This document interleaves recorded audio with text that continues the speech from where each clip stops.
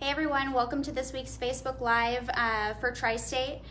Today we have Director of Asset Utilization Frank Larance with us to talk about some new trucks and some other exciting things. As usual, please send in all of your questions that you have and we'll try to get them all answered. All right, Frank, you're on. All right, thanks, Brittany. Hi, my name is Frank Larance. Wanted to just give you a brief background of how I started in this industry. Started back in 1999, and I've worked for a couple of larger companies for about 15 years. And then I decided to come over to Tri-State. In my career, I've worked in driver training, I've worked as an analyst, I've worked in equipment, and then I've moved over to asset utilization.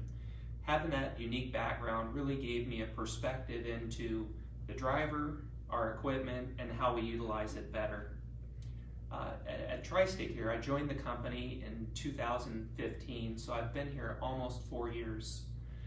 Since that time, I've seen one acquisition and a couple of combinations of different companies, all positive. And so you might ask, why did I come here? Well, I came here to make a difference. At a smaller company, I think our impact can be larger, and I believe that anyone here at Tri-State could make a difference. Speaking of making a difference, just wanted to give a thank you to all of our veterans and those folks that have passed here on the Memorial Day holiday that's coming up. I'd like to start out with kind of who are we? I think that question comes up. Tri-State, Roadmaster, ATCO, Roadmaster Specialized, how do all those companies work together? What I have up on the board here are those three companies that roll up to Roadmaster Group. So in alphabetical order, we have ATCO, which is our drawing division. We have Roadmaster Specialized, which is our brokerage and heavy haul operations. And we have Tri-State. Next, I'm gonna leave this up for a little while. This is our main phone number. I really want to reiterate, if you're trying to call in to Tri-State, please dial in on that main phone number. That'll get you to a series of prompts, and from that series of prompts, you'll be able to navigate to any department that you'd like. So topics. I'm going to jump back to this number, but I'm just going to throw up something about our new trucks and trailers. So we have quite a few new trucks and trailers coming into the fleet this year. Quite a few means about 75 trucks into Tri-State and 5 trucks into ATCO, which is 80 trucks. So we have 80 brand new trucks coming. The drum trucks have delivered. We will also see the new Volvos and Kenworths coming in likely next month. The first to come in will be the Volvos. They'll come in at a rate of, we'll see probably 15 of those in June, 20 in July, 10 in August, and then in August also we'll switch over to new Kenworths that are coming in. Those will be coming in 15 in August and about 15 in September. Got a picture of one of the new Kenworths up on the board here. Also have a picture of one of our new trailers that are coming in. These trailers are built by Hyundai. Just to call out some features of them, they are what they call HDP, which stands for hot dip galvanized.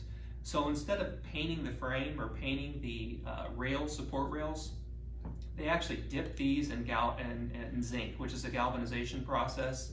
It chemically bonds an anti-corrosive material to that trailer and should make it last quite a bit longer. The new trailers also are twist lock trailers, so we'll be able to carry one heavy 20, 2 regular 20s, or one 40-foot container. Those twist locks are positioned in a way to best balance the weight on that trailer. They also are set up so that the tandems, they are tandem axles, that they will slide forward or back to help distribute weight. And to help with some of the weight problems of the past, we've also designed the trailer to be a little less heavy. So these new trailers are right around 1,000 pounds less in weight than the prior trailers that they're replacing. They also have Meritor PSI inflation systems on them to help keep tire pressure up. Tire pressure is critical for efficiency and reliability on your trailers. I'm going to shift over to the trade list.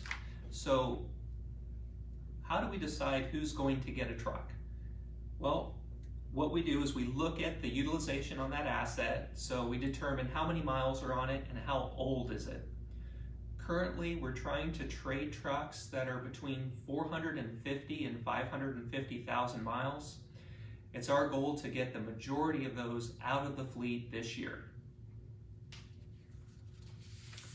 If you do have a new truck and are being put into a new truck, whether you are a company or an owner-operator, I would encourage you to take advantage of the new transfer station that we have in Joplin. It's a real nice transfer station. It sits right out in front of the tractor shop. It allows you to put a truck on either side and be able to just walk across without having to walk up and down. It's safer, it's easier, and it should make your transfer go faster. Wanted to talk about a business update too. So I'm sure to most of you, it's no secret that our government, our ATR Freight, is a little down this year. So what I've done is I put up, excuse me, I put up a chart here that shows how our freight has been tracking for the last 3 years. So we've got half of 2017, all of 2018, and 2019.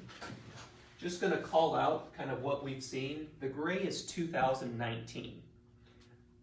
The orange here is 2018. You can see a nice high level of freight in 2018. 2019 is just a little lower. So we're actually seeing, this is the last week here, we just about approached 2018 levels. We're actually seeing freight start to tick up a little more now. Where it was down a couple of weeks, we're starting to see that push up, and we expect that trend to continue. Also, to talk a little bit about ATR Freight, it's something we look at every single day.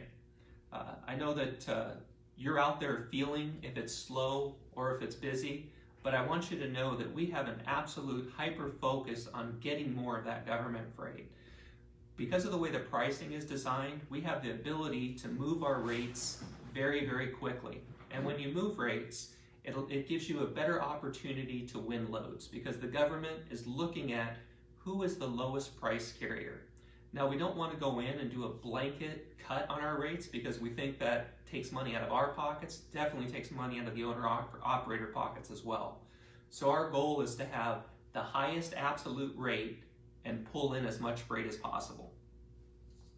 We talk about these ATR opportunities every single week on a call with our planners, our CSRs, our driver managers, and our operations leaders to help make strategic decisions as to how we can win more of that business. So it's looked at every day, talked about amongst all the leadership here every week.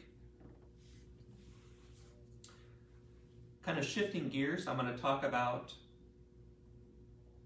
the EFS Fuel app. EFS is our fuel card provider. So every person here has an EFS fuel card. EFS has an app that allows you to put information, their application on a mobile phone, whether it be an Apple or an Android. It's available on the Play Store. There is a process for getting your specific card PIN registered so that you can enter information into that app that allows you access to the features. The best feature of that app is that it allows you to see what your net cost of fuel, net is basically what, as an owner, you are paying, what we are paying for that fuel by location. Initially, it will start off with your current location, but you can click and actually choose what location you'd like to see the cost of fuel at. It's a very useful app. It helps you with your planning. It also helps give you information as to where the lowest cost fuel may be. If you have questions on that, please contact your driver manager. They have information on how to sign up for that app and the process that you have to go through basically to set your own individualized PIN for your unique card number. Next topic I'm going to talk about is everyone's favorite, speed.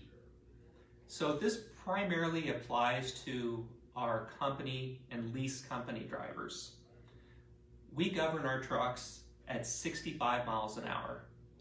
However, we have different programs. Some are called Smart Pass, some are called Reserve Speed, some are called Driver Rewards, that enable an additional up to 3 miles per hour on your truck for a certain period or distance.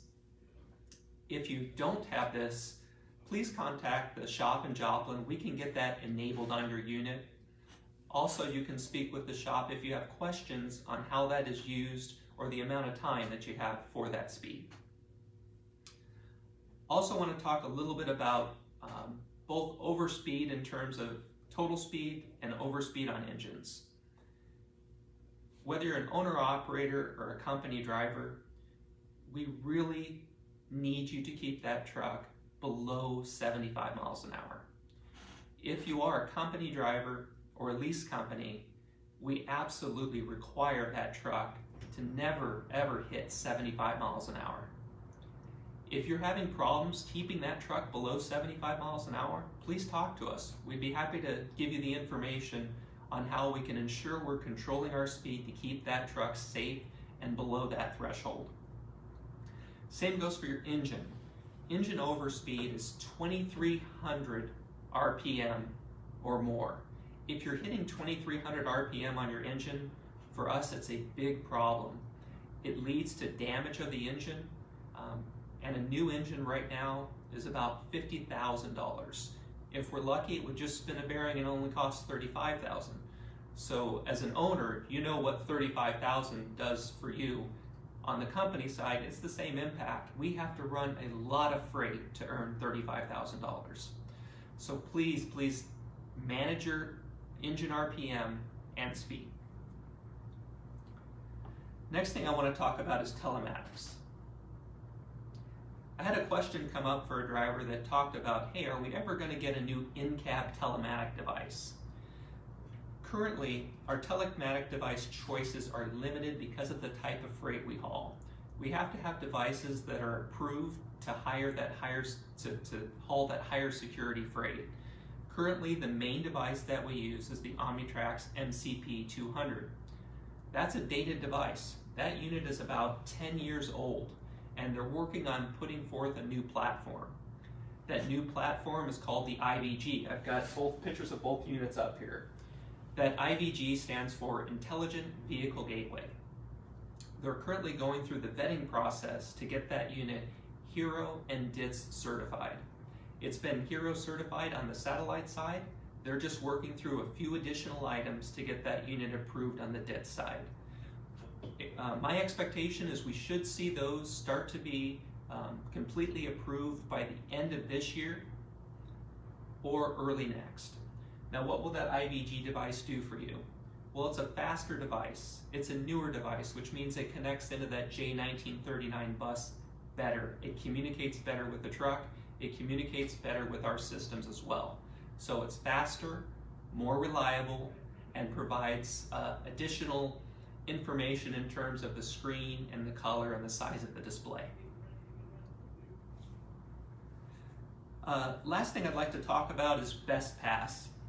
Best Pass / Pre-Pass. So we have devices on the windshield of your trucks that take care of both tolls and also your way station bypasses. If those devices are not functioning properly, I would ask that you get a hold of Kay Doherty. Kay Doherty can be reached at through the main line or through calling her direct. Her direct line is 417-621-2345. Now Kay works Monday through Friday, non-holidays, from 7 to 4. She manages those Best Pass and Pre-Pass devices, so if you're having a problem, please reach out to her. That was the last item I had to talk about today. If you have some questions pop up, I'd be happy to try to address those. If I can't answer them on the call here, I will definitely get back to you. Frank, no questions, but a lot of thumbs up. Oh, excellent. A lot of thumbs up. So, if you're ready to wrap up, we can wrap up. I am. I thank you all for your time. I wish you all a great holiday, and thank you again for choosing Roadmaster Group.